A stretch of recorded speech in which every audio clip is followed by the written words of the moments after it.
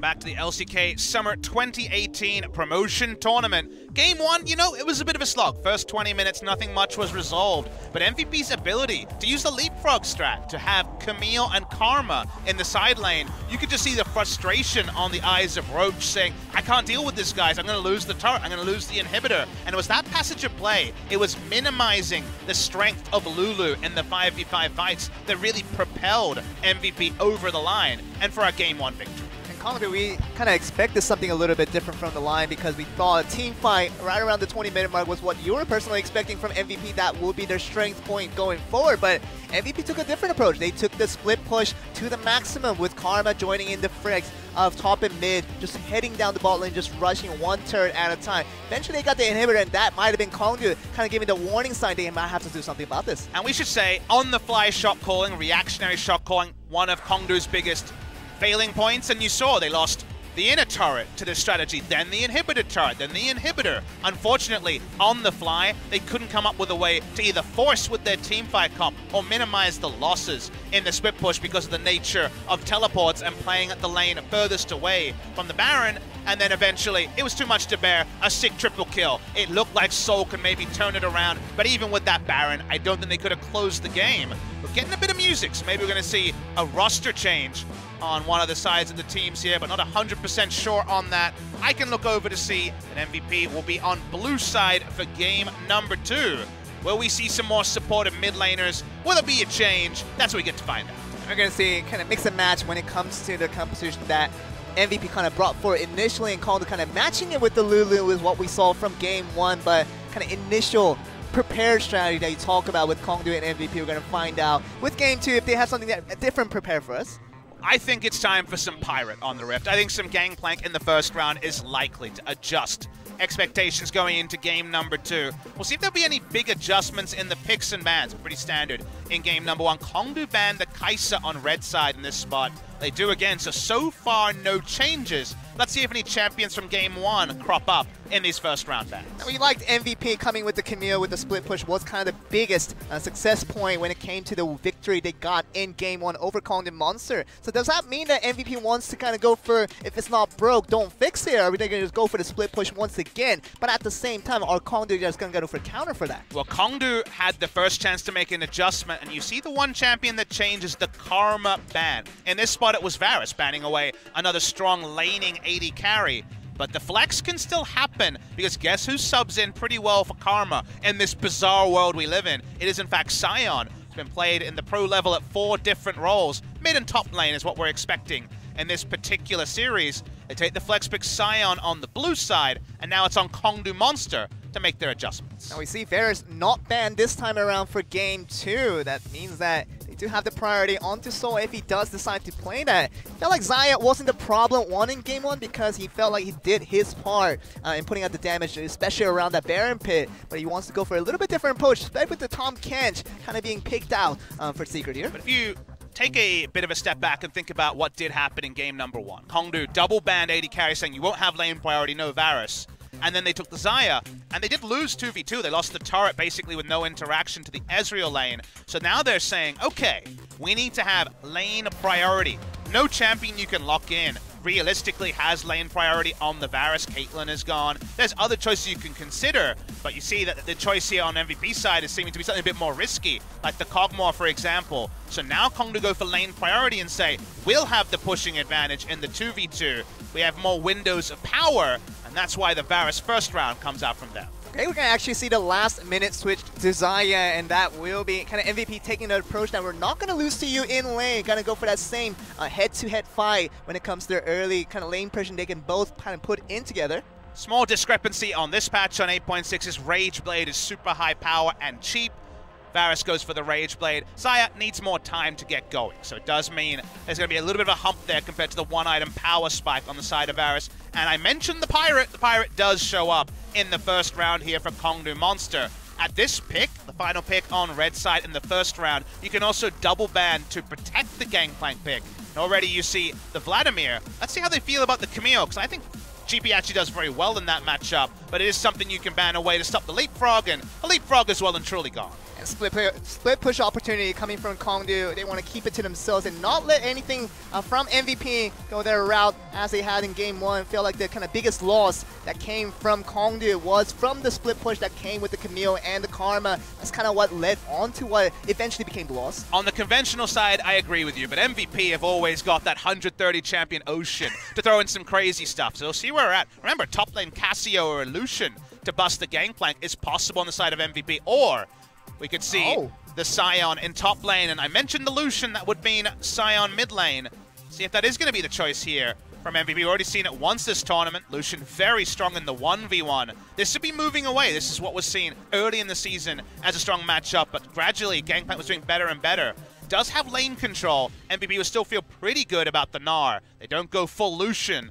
And amazingly, through 5 bans, the Sejuani, the 9-2 Sejuani on a struggling MVP for Beyond is available to be locked up. So it seems like more of a kind of a team fight priority for MVP this time around with the Sejuani and the Gnar being picked here. And Edge, you know, you talked about with being picked on the mid lane is going to be the last pick picked here. And we've seen this before. We've seen the Talon make its debut, but it's going to go for a little bit of Azir pick, just back and forth, and we're going to see how that pick turns out. But it's going to be the last interesting pick to see. It is going to be the Azir for the last pick for Edge, and how does that really interact with all the picks they have picked so far? My eyes are getting fully dilated, being like, are we sure about Talon into mid lane Sion? That sounds awful. And they agree. They move away from that one. It's going to be the Azir. First Azir we're seeing in a long while here. Insane 5v5 from Kongdoo Monster. It's just, how do they get to those 5v5s, Joel? Because while MVP have done something different, you look at their side, you see Sion mid lane, you don't need to be a challenge analyst to know they're shooting once again for the mid game. They're going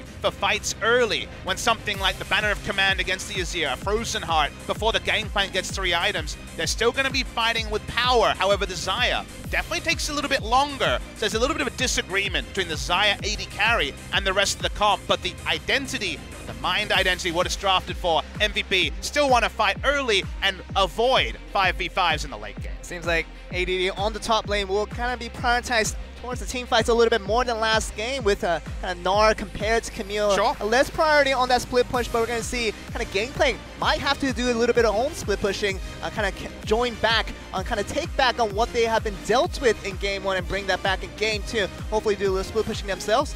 MVP have a lot of force, and they know when to force. They know about mid-game force. They've got it everywhere. Even Sion can roll his way down the river and get those ganks on. And Kongdoo Monster, they got the S word. It's not a swear word, it's scaling on their side. But they couldn't quite make the scaling work in game number 1. Let's see if the adjustments can come in the early game here, game number 2. They don't have a leapfrog this time. We'll see how MVP can wield their power, guys. Thank you for joining us. It's the second game in this promotion tournament. They win here, Kongdoo Monster. They can make it a 1-1. They can make it a full 5-game series. If not, MVP will be on match point. We continue to roll forward. We're going to see how that game rolls forward with game 2. We're going to get right underway, see how Kongdoo Monster, can they bring a game back? We're going to find out after going 1 down. Game 2 will come very underway.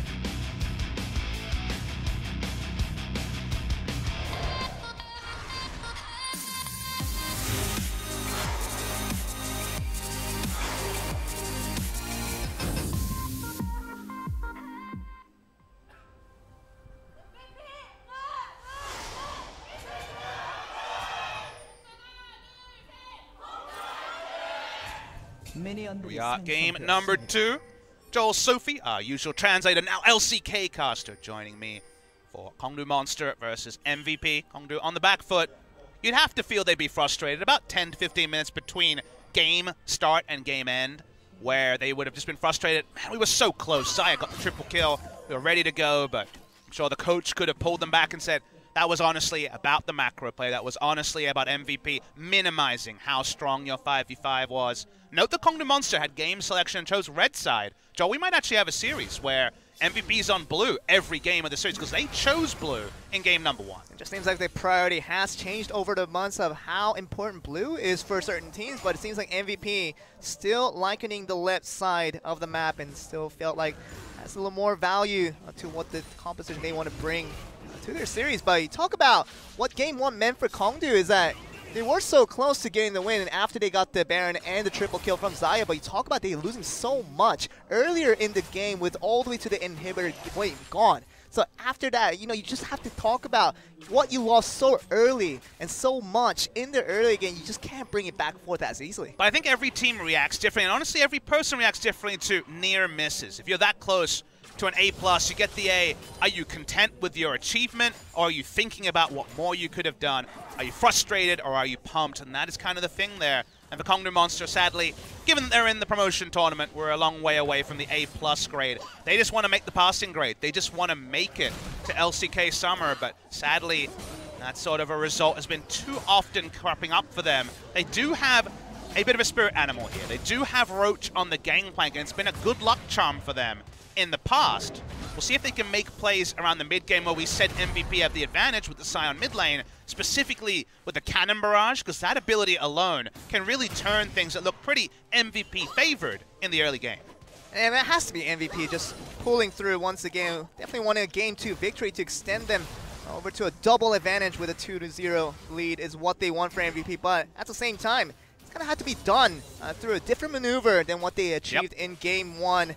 It's going to have to be more reliant on team fights, and you're not going to get the free inhibitor this time, especially with the lack of Camille that has been banned away from Kongdoo. Feel like that was the biggest thing that has affected their kind of result away from them. So we're talking about lane priority.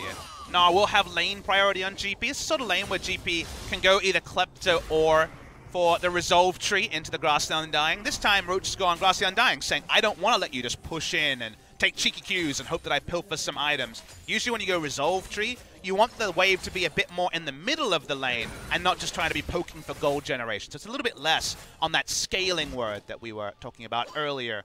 You always get people into a bit of a jumble. Get more lane control, but still going to be Nara pushing up. In the mid lane, Sion's got priority on basically everyone, such as mid lane Sion. Happy fun times for everybody involved. And bot lane, for now, the Varus pushing up. We mentioned already, the Varus priority banned away in Game 1 by Kongdoo on red, picked by Kongdoo on red in Game number 2, is to get them some pressure. They do have that pressure bot side. Waiting to see what the junglers make of it. We saw some pretty frustrated junglers in Game number 1, Joel. They were so close. We saw Beyond open up for what? 10, 12 elastic slingshots before he actually got his first gank on. Same for Raze as well. I mean, with the Skarner, got that smiles on his face for that flash ultimate as soon as he turned to level 6. But after that, Quicksilver Sash, ultimate counter to what a ultimate can do from the Skarner. Kind of happy days were over since then from Skarner. But you do say with Zac, having picked up by Raze this time around, what does that mean going forward with kind of the lack of gank opportunities that will come from all the lanes here? That is a question I'm happy to be seeing resolve. In the late game, I feel like Zac has a lovely time jumping in. He can scoop out someone like the Xayah, obviously the true gold standard there. It's a very long engage range from him, and good CC on the rest of the team. Okay, speaking of engage, a lot of people talk, it's going to be a 2v2. Okay, first gank here, Beyond does not see Raze coming through. That's going to be going very aggressive here with Beyond, taking a lot of turret shots, and that will be additional damage, but does not lead to a kill right away. So Roach taking the orange and also escaping with Valor, and that's going to be him safe for now, but at the same time, Beyond had to use his flash to get out of the kind of the surprise entrance coming from the Zac from the other side. And I love the zoom out by the observer there, because it was very much a bit of an informational advantage for Roach. The reason why he held on to the orange for so long is that Zac's going to come in with pretty low damage. They couldn't actually get a kill on the turnaround unless MVP turret dive. And of course you get more healing out of the orange the lower you are in health. So he holds on to the cooldown. Raze doesn't have the damage to punish the attempt at a kill there, so we all back away. Ends up being very, very even. Kongdoo Monster will take that for now. But usually these Sion comps start to amp up post level 6. If you get double control ward, top side or bot side of mid, if you get mid lane priority with a Sion, we've mentioned it. You get your drifting shoes on, you do some Tokyo drifting all the way to top or bot lane, you can make some sick plays happen as the Sion. As we see, Beyond not very successful in the first gang. Thinking of doing a second one at the bot lane, but does back off, which means that the laning phase will be kind of even to all the lanes here, including the bot lane and mid lane you talk about. They're all at level 6 at the moment with Ian. Roach is going to be hurt here a little bit. Maybe just going to be pulling it in. Damage trade there. That's just a lot about being an alpha in the lane and getting some damage onto Roach. Obviously no kill pressure onto a gangplank at this point in time. Should also notice that CS values for the gangplank are going to be a bit more important. There's no kleptomancy to make up That little bit of cheating. The Bitcoin market has crashed for Gangplank on this particular game. He's off that train. Soto is stuck, sadly. No Bitcoin for him, so going to be very much more honest scaling here from Roach. Quite even right now on the top lane with the Gnar and also the Gangplank. Pretty even at 51 to 46 as we speak. But ADD seems like he's been pushing for days here and has not really backed off for any instances here. And Raze, you know, Zach, when you're coming in so aggressively here with Ian now in this push. We talked about Ian going for those roams. He's going for that top lane roam. Can they tussle up Roach? Here's the attempt with the ultimate. Go to the ultimate right away, puts the orange down, and that's going to be one more going through it. ADD just trying to go all in, does turn into Maganar just in time, and that will be the first blood going on to ADD. Very nice timing with the Maganar that came just in time to save himself in the end. Oh man, it was just in time, like you say. Even the transformation needed to be there to stop being a 1-for-1. It does end up being a 1-for-0, and Raze, that's an Ocean Drake. Those are pretty hard to take. Does draw over edge. They should be able to eventually take this one out. Soul's going to come as well. Even with things spotted right there through a ward, they're still going to go for it with all the advantages that can come from a jungle in the bot lane. And Raze, the rest of the Kongdoo monster, is going to take the first objective again in this game 2 here after being suffering from a very close effort from Roach that could have turned into a 1v1 scenario in the top lane game. I mean, it was just close to being executed on the bot side, Joe. I was remembering the blank and peanut executes we've had in the last 6 months. Nothing happens there. The Ocean Drake is a pretty nice win. And remember that Roach didn't have flash on that turret dive, so it was a sort of turret dive that was likely to bear fruit for the side of MVP. Still, that's what you want to do when you have the Scion, you have lane priority, you can roam. Your turret dives are insane with all the different CCs. So both teams doing what they wanted to do. We'll see if the game plan changes in about 5 minutes time though, as it will be Infernal as a second spawn. See Beyond right there. Just trying to hand off the blue with Raze. Just peeking out, spying out every moment in time. Just going to use the ultimate to get him off. And that's going to be the ultimate coming in from the Tom Kench, and that's going to be a 4v1 scenario now for Kongdoo Monster, who's trying to get this kill onto Ian. Very successful in doing that. Talk about the flash being used earlier in that top gank when he did for the rotation there. Ian's not going to have any escape tool to get out for that one. That's a really big investment though by the bot lane of Kongdoo Monster. They clearly don't have a second plan to take the mid lane turret to justify this. They will lose CS in the bot side. Could argue that Soul was in an awkward spot in terms of items. He doesn't have the Rage Blade yet, so he wasn't that unhappy to make a silent. But he does get the kill, so that part you feel good about if you're Kongdoo.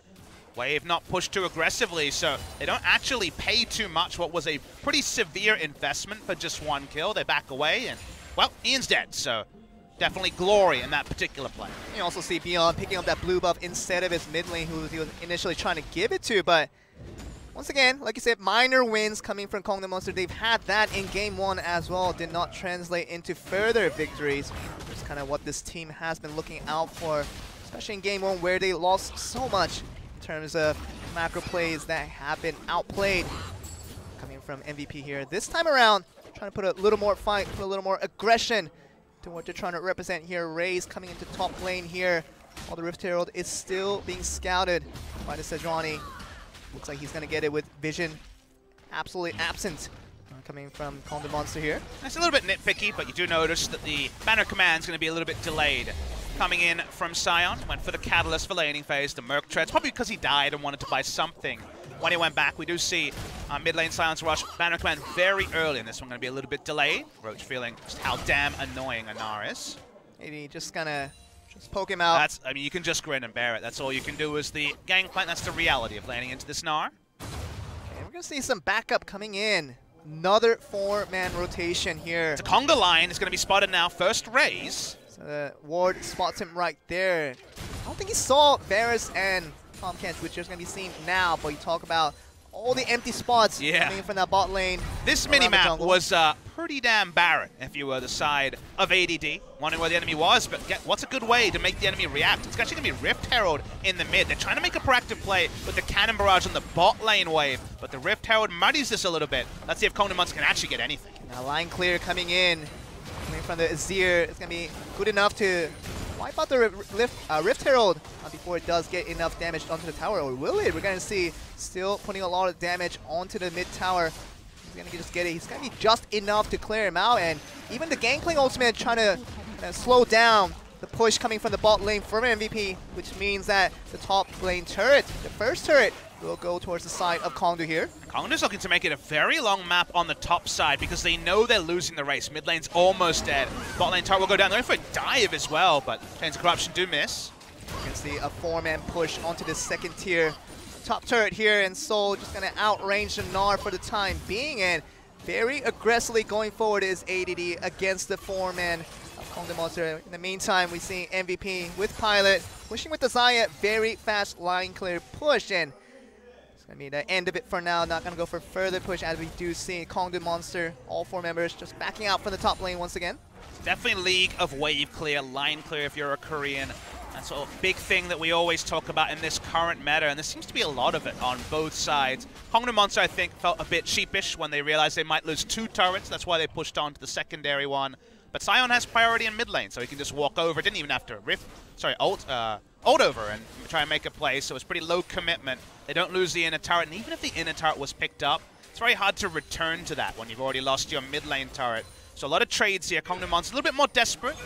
I think it's a bit weird that they've kind of skipped out on the 2v2 laning after locking in the Varus, and also their plays when it comes to the Tahm Kench are a bit more telegraphed because they're kind of off the riff for the better part of 30 to 40 seconds before anything happens on the map.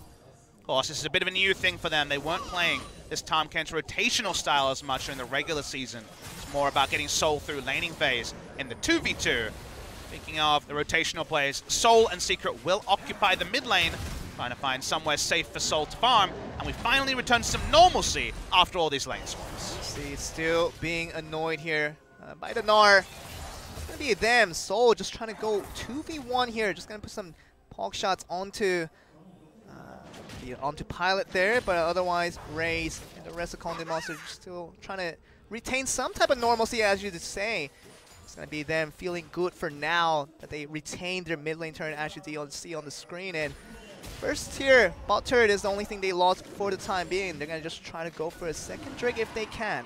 Kongdoo Monster did lose a lot of control around bot side because they were playing top side, so the Infernal isn't super easy for them to get. They've lost the Rift Scuttler. We know there's control wards. And we're near where the Sion is in, so it's actually pretty risky from Kongdoo. Usually when you have Varus bot lane in this matchup, you just plug and play, hey, we control bot side of the map, we had the Varus. Because of where the game went, their decisions, they don't. Need to be a bit more on point at how they set up. They would love an Infernal Drake. But we can see very clearly that MVP are not giving away any freebies. They're heading back to it. It's still a lot of vision on there. Zach's going to go in aggressively. The ultimate coming from the Gangplank, and that's going to be a lot of damage coming from the Sion! Ultimate does come in. Sion comes from the other side with ADD coming in with the teleport, and Varus is very exposed right now. Edge is going to go down to the Gnar right now, and Raze just going forward. Got to be the second casualty coming from Kongdoo Monster, and that's going to be the initiate they're going to regret for the time being. Let's see if they can finish off the Bloblets. They do! They get 2 kills here to the side of MVP. They lose Beyond through it. There's no smites available. Don't know what that means for the Infernal. But MVP trade up, and at minimum, they want this mid lane out of turret. And just go for it here. Sejuani does go down, but otherwise a very good win coming from MVP there, and another turret going down, and that's going to be the mid turret that almost has fallen from their first attempt at her push, but it's going to be them now prioritizing this bot turret here after this Infernal take is taken. After being contested so much coming from Kongdoo, doesn't really get the fight they wanted, and you talked about their early fights. This timing around the 15-minute mark being such stronger to MVP before we get to the late game. Going to see a win coming into MVP from good rotations. And you could probably hear from my voice when I was talking about the plays of the Abyssal Voyage, Kongdoo Monster going top lane, that I was surprised, because again, you pick Varus, Tahm Kench. The enemy should be getting out of your lane. It should be your yard, not these young bucks on the side of MVP. But they chose to go top side, surrender a lot of control around bot side, and then Sion rolled in. They were set up to lose that fight. Kongdoo, if they really wanted the Infernal Drake, stay bot side. If the enemy leaves, whatever, you might lose a Rift Herald. You're definitely going to get the Infernal. But Kongdoo Monster tried to be a bit too flashy. They tried to take the top lane advantage and then just come back and say, oh, nothing changes, bot side will be fine. They don't control the river like they did minutes ago because of their roams. So as this starts, it looks pretty even. Sion rolls in. Edge almost dies straight up in CC duration. He may be available to live, but he does no damage in the fight. Gangplank, Tahm Kench, and Varus aren't going to be able to fight 3v4 or 3v5 outnumbered.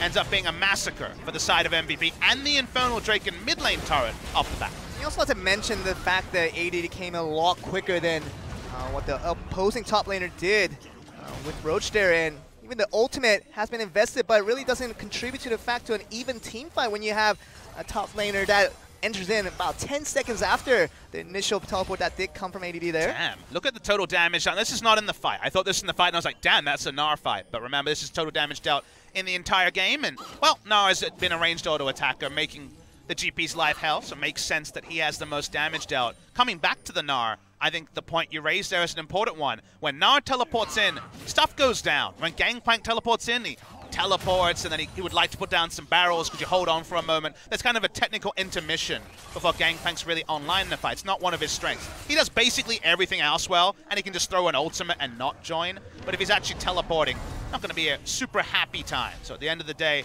MVP, we already mentioned, they want to fight in the mid game. They got an entrance to the fight because we saw the Scion come straight up the river. And Kongdoo Monster opt into a fight they were set up to lose, and they do lose. It really is. And after taking the Ocean Drake for the first Drake of the game, they lose the bot turret, which doesn't give them a lot of advantage moving forward with the second Drake. That was the Infernal.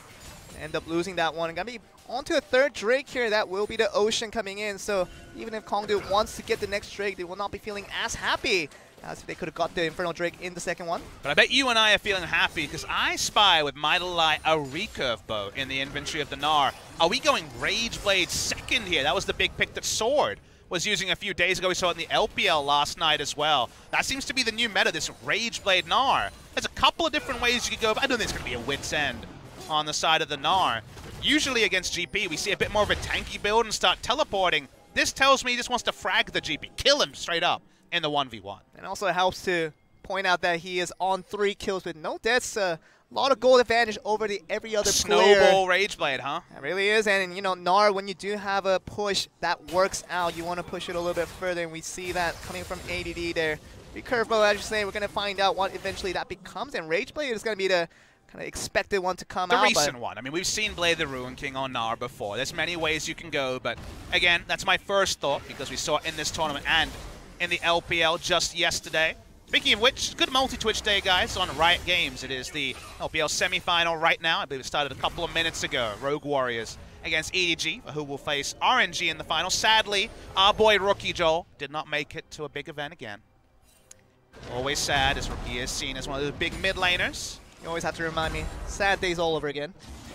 I joined the LPL after. Sorry, I joined the LCK after Rookie had moved over. Got 1 season of LPL casting of Rookie, but otherwise been gatekept for one of the best mid lane talents in the world. In this particular game, in this particular series, MVP have a nice little lead early with this comp, but it's all about wielding it. Again, we think about late game team fights, and it's a bonanza on the side of Kongdoo Monster. GP, Azir, monsters of team fight. Good CC from other members. Really nice setups here for the side of Kongdoo Monster. As for MVP, they've used their priority well, and there is that Rage Blade. Now the Gangplank kind of puts up his hand and says, I need a bit of help over here. This split push thing, it's not working out. And also you have to observe the fact that all the kills right now from MVP are onto ADD, on the Gnar, so that means that the reliance onto the top laner is going to be very important for an MVP at this stage of the game, unless the other players can start grabbing some kills. But otherwise, Kongdoo Monster just focused on getting to the lane and where the real power does strike. So it's going to be just wave clear going on from both sides here with no significant fights. Kind of wanting a little bit more from MVP because they're a little bit stronger from where they are. Abyssal Void is going to be going interrupted. Forward. That's going to be just going forward, and it's going to be interrupted. As you do say, Soul's just going to be exposed here behind Tom Kench, but teleport coming in is going to be cancelled from ADD. So otherwise, you talk about where the team fight really needed to happen for MVP. Doesn't really happen there, and Soul almost get picked off here. And through all of that, the TP was cancelled. That's a little advantage. Abyssal Void's interrupted, as we were mentioning. I mean, there couldn't be an outnumbering on side, and honestly, he had pieced out. He had yelled cowards and jumped away.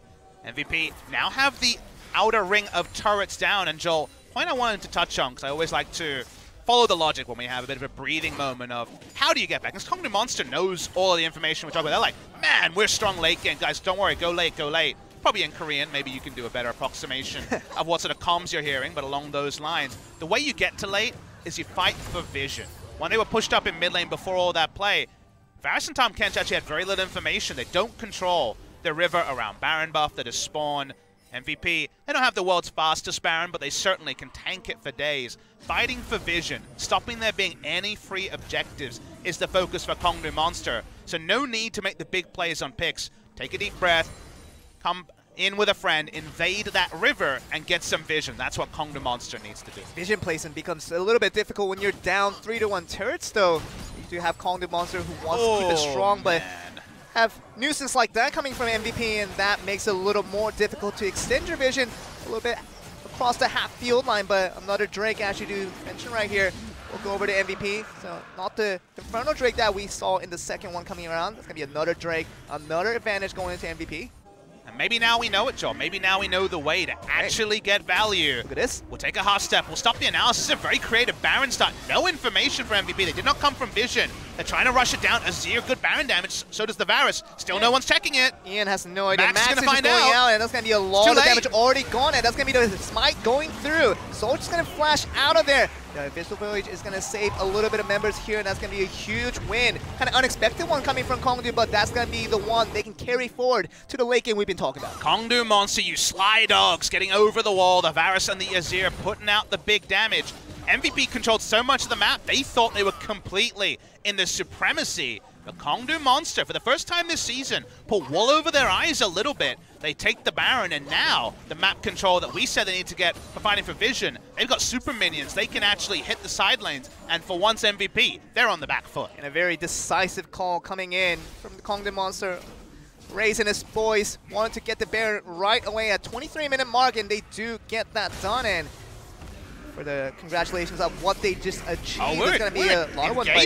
Ian's just going to go in all by himself to the second tier turret, just going to knock him up for the time being. Gangplank ultimate is going to come through. Zach's just trying to do all he can. He's going to go on to Bloblets once again, and the rest of the 4 members of Edge just trying to go for the damage here and feels like he can just kill AD Doll right off the bat. They're trying to push up forward. They're trying to make them pay for getting the Bloblets down.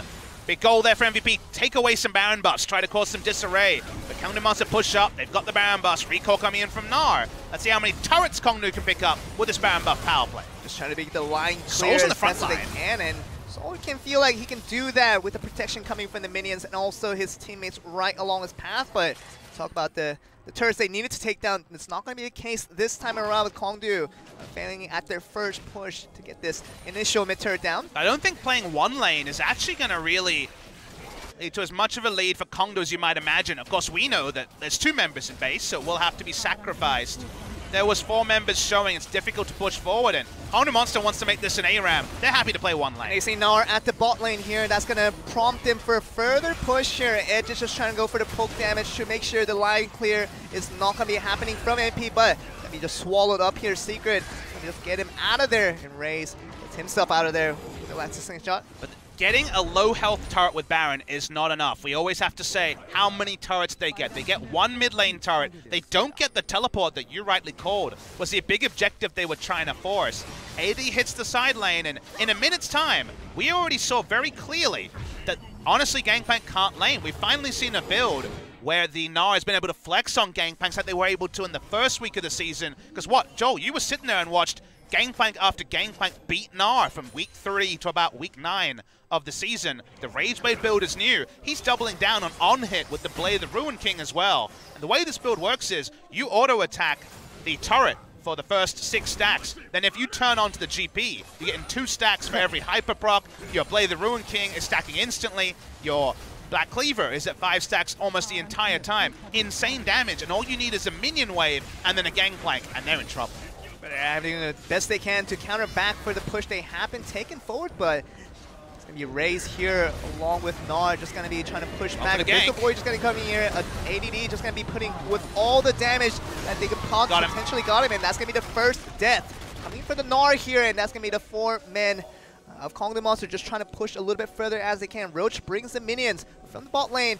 Just going to get the first turret here in the bot lane. So in addition to the 2 turrets they did get in the mid lane, it's going to be the 3rd one coming in from this Baron power play from Kongdoo Monster. You want to criticize ADD for overextending because it's a Baron, it's 26 minutes in the game. Remember he was killing Krugs when his outer bot lane turret was still alive, but the vision placed by Kongdoo earlier is very fruitful. They do get the kill, they get 2 turrets.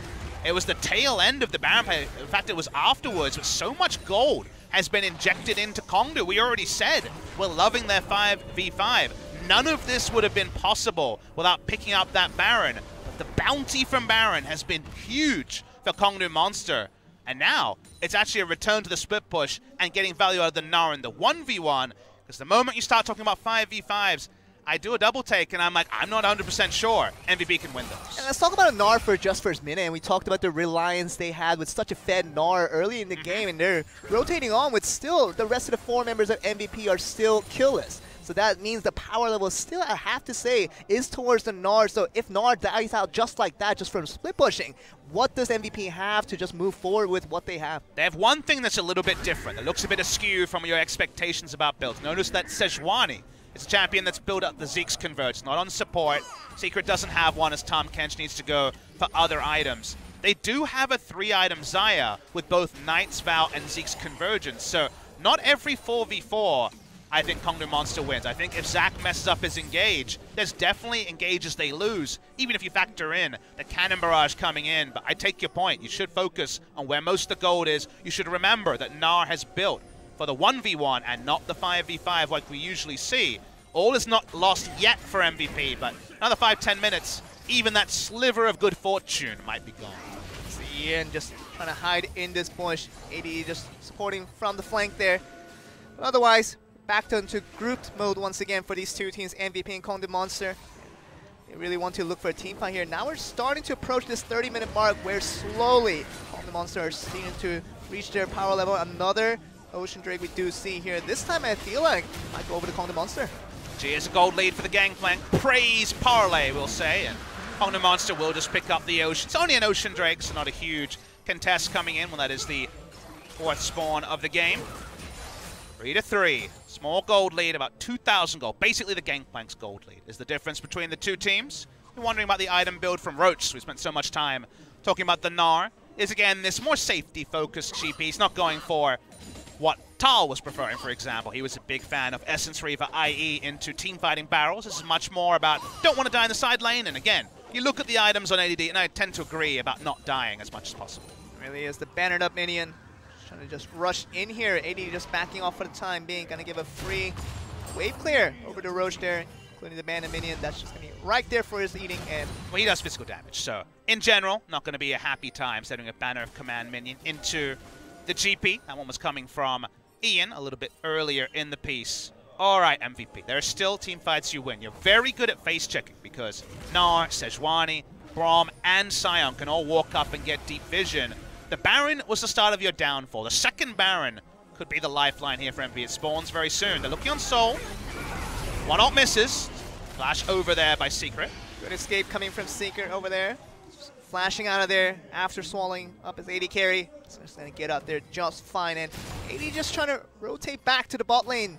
Trying to have that 1v1 demeanor that he has been oppressing to the Gangplank so far, but it's going to be Soul in the front line. We actually do the same once again. Gangplank ultimate coming through. Maybe Xayah just getting out of there as much as he can. A flash in, and it's going to be a lot of damage just coming through, but Ray's taking the most of it. Bloblets once again. ADD just trying to take as much of a trade he can. Now the late TP is going to be coming in from the Gangplank here. It's going to be leading to a lot of damage, and that's going to be Edge trying to just go forward here. 1v1 trade so far with Zach going down. The Soul with the Bear just trying to put out as much damage as he can beyond almost go down. Ian has been knocked to fruits as well, but right now, 4 men strong coming in from Kongdoo. Are they going to go for this Baron? And they will. They have so much Baron damage on their side. They don't seem to even care about the smite. Think there's going to be recalls on the side of MVP. Yep, they're back onto it. So you see the TP coming in from Ian, though. They spot out the TP, and they can see Pilot on vision, so they'll back away. Azir, GP, Varus, you may not have the secure of 1,000 damage smite, but damn do you have the damage to take it down. So, deep breath. Back off from that. They do get the TP from ADD through all of it. Zach is still dead. See what MVP make of this. They're definitely going to get at least priority on the Baron. From that team fight, we do see an indication of how strong this Kongdoo Monster comp can be. The further we get into the late game, we saw kind of a hint of that, what we saw with Soul putting out so much damage along with Edge on the Azir. Just a lot of damage if you give them free room, and Pilot just had to use ultimate to get out of all the CC that Kongdoo was trying to put in. But otherwise, team fight opportunity is going to be more different. More unfavorable for Kongdoo here. On the Baron, they trust in their Baron damage. No Mountain Drakes, but plenty of damage on there. Is the spot check, 6,000 health on the Baron. We're seeing them close in. Sion jumps in. They're potential go for the Ian here, but it's going to be swallowed up once again. Soul safe for now, and it's going to be them just trapped up, and it's going to be AoE damage and putting all the damage onto the Kongdoo Monster members here. Really nothing for Edge to do, trying to just poke damage as much as they can, but beyond just missing out on this last opportunity to get that fruit right on. But you talked about the AoE damage that from the members from Kongdoo that couldn't escape the Baron Pit, taking all the free shots coming from Pilot and the rest of his team, where MVP puts out so much damage, leading up to 2 kills and 2 Baron buffs lost for Kongdoo. But they do get 3 Baron buffs, the Baron off the map, and they still have wave clear to try to stop there being anything like an inhibitor taken down. Remember, Ian has pretty low cooldown on his engage. They could still try to dive in with the Scion. They actually will keep up the inner turret. It isn't going to be 1 turret for MVP. Kongdoo Monster keep playing with fire around Baron, but they're excelling in the flames. They're not getting burned by them. Baron taken by Kongdoo. And MVP licking their wounds a little bit. You're right, they were grouped up. It looked like they could get something, but the something was only 2 kills. It's not the team wipe that would really justify the setup. Just moving on with the transition of what we're seeing from the trend of the team fights here between the two teams, we're seeing a lot more confident on Kongdoo Monster, especially with all the damage they can have from the ADC and the mid laner, and really all about MVP with ADD. Otherwise, Zai just try to put out the damage, but really doesn't get much opportunities to when she's just blocked out from all the initial CCs that Kongdoo's trying to bring with their front line. And I think opportunities is a very operative word to talk about, because how many opportunities has there been for ADD just ranged auto attack Roach and kill him? Almost none, because Kongdoo Monster are copying MVP and saying, let's make it all about our thing around the Baron, not make it about your split push at all. So the shoe is on the other foot. Kongdoo Monster this time successful again the fights that weren't possible in game number 1. Pushing in, they'd love to break the base with the second Baron. That's the minimum standard. They got a lot of damage, but the force, it's really only Zac diving into a turret, and that is risky for the side of Kongdoo Monster. A little more difficult when it is the inhibitor turret that Kongdoo Monster's trying to go for, but Raze just on the side trying to distract as many member of MVP as possible. ADD, you see him very much on the front line, can go in if he can, and Narbar is going to be a little bit low for the time being, has to wait a little bit long before he can initiate. That might be the chance for Kongdoo Monster to pull off an attack here, and ADD now is going to be ready to go on the Mega. Let's see how he does, but Sejuani got so little value, Joel. Only got the Devourer coming through from Secret. They back away, they're waiting for another minion wave, about a minute. So about this minion wave, maybe just the tail end of the next minion wave. Don't want to push now, but still, MVP know that. This is probably the time for Scion to ult. The inhibitor turret is going to go down very, very low if they just let them be. MVP is going to lose a turret. That's important here. But there's going to be a lot of fights coming out, and Edge is just going to go front here, trying to put as much damage as they can, and just backs out here. Gonna get the inhibitor turret, but lose 1 member in trade. Raze does go down. Did not have the Blow Blitz. Pass it up at the time being. So 1 casualty, but the turret on the inhibitor is going to feel very good coming from Kongdoo Monster. Both teams so respectful. You can see that 1 member goes down, Beyond in the front line. So Raze in the front line on the Zac. No Blow Blitz, instant death. They back away. MVP probably going to take a Mountain Drake on the back end. Honestly, it's probably frustrating for them. They'd love to take an Elder Dragon to answer, but the spawn was about 1 minute before. We will have a very late Elder spawn, around 41:15 into this game. We'll see if the game is still going then. Items are there onto Pilot. Only a Mercurial Scimitar away from being 6 items. Control Ward spot for Soul. You'll notice that it is once again, the Relic Shields on tank jungle has been very common today. We saw 2 of them in our first game. Zac has it this game. It isn't purchased on Beyond. The reason for that is, you look on the side of Kongdoo Monster, they have less tankiness for face checking. Only Zac and Tahm Kench can clear for vision.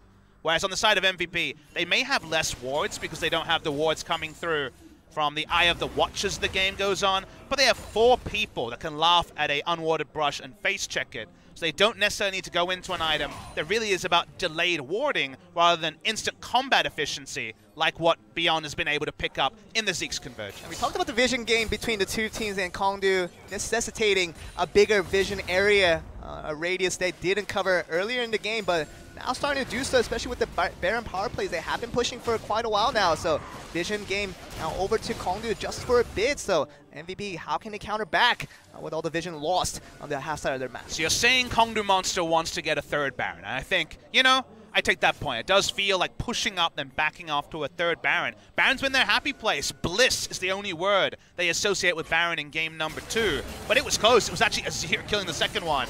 The smite wasn't necessarily fully on point. We now get the confirmation that Baron spawns just 2 minutes time. The hodgepodge damage build from ADD halted for a little bit with a Spectre's Cow. He's still about the 1v1, but he hasn't been able to get a 1v1 for about 20 minutes. And I think they're going to allow him to Kongdoo Monster with gameplay with his friends for the entirety of his time now. Has not been traveling 1v1 for quite a amount of time with Kongdoo Monster. And Inhibitor, that's the next side of target where Kongdoo Monster wants to get their next advantage, but without the Baron buff, it becomes a little bit more difficult to do so. And MVP, along with the Mana Minions, just trying to slow down Kongdoo Monster as much as they can, but slowing down might not be the best thing for MVP, as we do get into the late game where Kongdoo Monster with Ferris and also with the Azir can become very, very strong. Again, the only light at the end of the tunnel for MVP is one you don't want to rely on. It's Kongdoo Monster's late game has fallen apart. They've had many advantages in different games and different times, and sadly kind of contrived to find a way to get the minimum out of their advantages and lose fights they were set up to win. So the inevitability factor that we always try to have, you know, in the LCK, very high expectations on execution. Kongdoo have let us down enough times that while they are set up, they have a gold lead, they have the better 5v5 comp, you're never 100% giving the benefit of the doubt to the side of Kongdoo, and their Baron smites have been close. Their Baron decisions good. The smites haven't necessarily been fully on board. So a third Baron, if it does come down to a smite fight, if they're a little bit less proactive, or if MVP checks it earlier, there still is the chance that all this good work, 38 minutes of good work from Kongdoo Monster, could mean little. Has been the scoreboard going 7-5 in advantage of MVP, but it has been seemed like Kongdoo getting more of the advantage, especially in the macro game with so many more turrets have gathered for this team, and the vision advantage, as we keep mentioning, is really on the side of Kongdoo at the moment. MVP has to do a lot more work to get a fair share of their vision across the Baron pit, but otherwise, Kongdoo Monster really not feeling like they're rushed into fight here, but with MVP, they have to pull something gain back their momentum. Remember, they can face check, but they have less vision. We talked already about how there is no wards available for the Sejuani. They have no spot vision, no blue trinkets to check the pit. If they're going in, if Sion's face checking, they have to be ready to fight. Kongdoo Monster have actually taken away the control here. They're allowing MVP to start the Baron. It's already lower than half health. KDC Gangplank on the bot lane. That's going to be them pushing up, but going to be a steal coming in from Raze, and that will be another Baron. Now going over to Kongdoo, this is going to be a lot bigger win than they got in the first two, and that's going to be more kills coming through. Edge is just going to be chasing left and right. Soldier's going to be flashing forward all by himself. Pilot's going to be going down. Roach is right there with him, so there's going to be a lot of kills going forward. But Soul is going to be right there onto Ian, the second kill coming towards the side of Kongdoo, and a Baron to foot, and that's going to be a huge win coming from Raze initially with that Baron steal. Disastrous smite coming from beyond. It was way too early. I saw the health jump from 2 to 100 and then claimed on the side of Kongdoo Monster. Kongdoo could have got more, actually. They used the Abyssal Voyage to try to kill the Gnar. Probably should have focused on the free food in the Xayah in the front line. The game would have basically ended if the Xayah had died. The game may still end. They're pushing through mid. It really is MVP making all the right decision to go for the Baron there. It definitely seemed like, even with the Gangplank ultimate, it made it a bit difficult for Kongdoo to get that steal there, but Raze proves us wrong once again that Kongdoo Monster, a team that wasn't really about the late game, really putting their focus hats on right now, and they're just trying to clear one inhibitor at a time, and second inhibitor going down, AD just jumping in there only to back out of knowing the fear that comes with so much power right now coming from the Kongdoo Monster late game. First proactive call MVP have been able to make at 40-odd minutes into the game, and the execution, sadly for them, is botched. They don't pick up the Baron. Watch the smite fight here. It ends up being a good call. 14. Why is he smiting at 14-41? There's no smite that does that much damage, and it's just too early. It ends up being stolen by Raze. He gets the steal, and then it's the 5v5 fight in basically melee range of the enemy team. The only mistake after the flash is if they had just gone downwards. The Gnar was not the one you wanted to chase, but it is Baron for Kongdoo, third Baron of the game. And I guess we're still fighting because it's an Elder fight. It spawns in 10 seconds. It's going to be an Elder spawning up here, and that's going to be a go button. We're a lot stronger right now, Kongdoo Monster. They could get an edge over MVP here, and just started up really, and Soul just waiting for the time to go forward here. Vision's going to be away from MVP at the moment, and trying to look for a way to slow them down as much as they can. But initially, they wait out the Mega Gnar. That's a small thing we should mention. They're still poking around. This is very much still trying to check who's awake and who's a little bit off here. They're making it about a fight. They don't necessarily need to. The sideways are in a great spot. Look at the size of the minion wave on the bot side. Hey, Sol, calm down. You're in the front line. They use the Devour, but for MVP to engage, they have to fully commit. Then an Azir wall becomes behind them. And just like if Anivia's against tanks, you split the threats and it becomes hard. Now in the mid lane, finally the Elder Dragon is leashed. A 5v4 scenario for Kongdoo Monster does give them the go button to go in, and ADD just trying to go in, and the rest of MVP just trying to steal down the Elder as much as they can from being behind. Raze, can he get another steal? And Beyond just going to go out of the pit here, and that's going to be a free Elder Drake coming in from Kongdoo Monster. Another huge advantage trying coming to teleport away. Ian just trying to get away as much as he can. And it's going to be canceled right away with the ultimate coming from Azir, and that's going to be another casualty coming in from MVP, and a huge momentum loss now from MVP. How do they come back from losing so much in the terms of objective? I mean, looks like the base is all happening in the meanwhile. Meanwhile, the Winions are pushing in. And the inhibitor down. They're coming in with more members. I think we're going to be going to a equal series in game number 3 as Kongdoo Monster have just about done enough. Let's see if it's right now. And where we felt like Kongdoo would have made their mistakes in the late game, we saw MVP lose that starting from the Baron. Now this team fight that doesn't work out around the Elder Dragon pit, and that's going to be Kongdoo feeling very confident about their eventual final push that will get them the Nexus. This team fight will not go well, and Sonya seems like going through in a timepiece is going to be going forward for Beyond, but otherwise it's going to be the final push that will eventually get them the win here. I'm just going to ultimate down, trying to get away. ADD with the Big Gnar ultimate, that's going to be the one that could get them the win here. Zach just going to bring all the members back, and Pilot is going to be the left here, and Pilot is going to go eventually down. And Broach is going to go down. That's the orange that will initiate the end, and that will be Kongdoo Monster bringing it back to a 1-1 series. Oh boy, catch your breath, Joel. I think we're going late today in this particular series. MVP. The Baron buff had become your friend recently after being the bogey for MVP for years. Their Baron setups have gotten some criticism from myself in particular in this game. They couldn't get to the first 2 Barons, no RSVP. They got the RSVP for the 3rd one, but the smite was off. Raze stole it away, and from that passage of play, it led to an Elder and the end of the game in game number 2. Kongdoo Monster this time could make it all about them. Game 1, all about the split push. Game 2, all about the team fight from Kongdoo Monster. That means we get a full best of 3 potentially to decide which of these teams goes through. It is so great. We are the only region in the world still with summer promotions, and Kongdoo Monster and MVP are no closer to knowing who will go forward. We thought MVP would have been on the forward route here. They definitely could have done so with the Baron pit. That was the right call to go with from MVP, only if they had gotten it, but Beyond botches on the smite, and Kongdoo steals it away, and that will be the result oriented talking about Kongdoo Monster bringing it back to 1-1 series, but can they just extend that and kind of relive their chances of going back to the LCK Summer, maybe the first time in their organization? And we can see Kongdoo Monster really putting an upset onto MVP here. Credit to Kongdoo, they made some good adjustments, guys. Join us, game 3 after the break. We're all tied up. 1-1 Kongdoo Monster, MVP.